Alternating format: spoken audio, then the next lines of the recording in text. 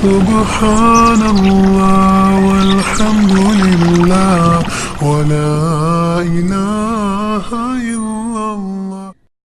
Assalamu alaikum. One of my friend want to ask you this question. Is there any line or word which mentioned in Quran about Hinduism, like Jews and Christian? The brother asked the question that is there any verse in the Quran which speaks about Hinduism like it speaks about Judaism and Christianity?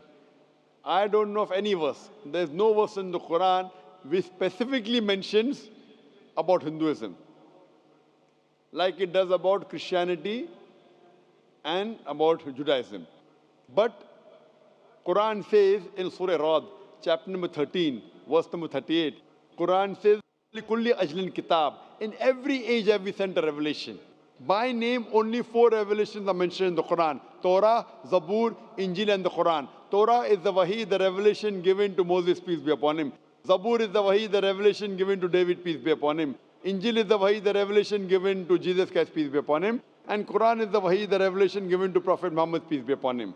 But there were many other revelations besides these 4 books. For example, Sufa Ibrahim.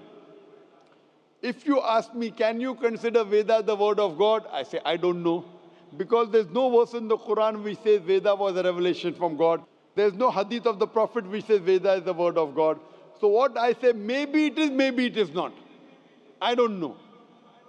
I'm not saying for sure it is.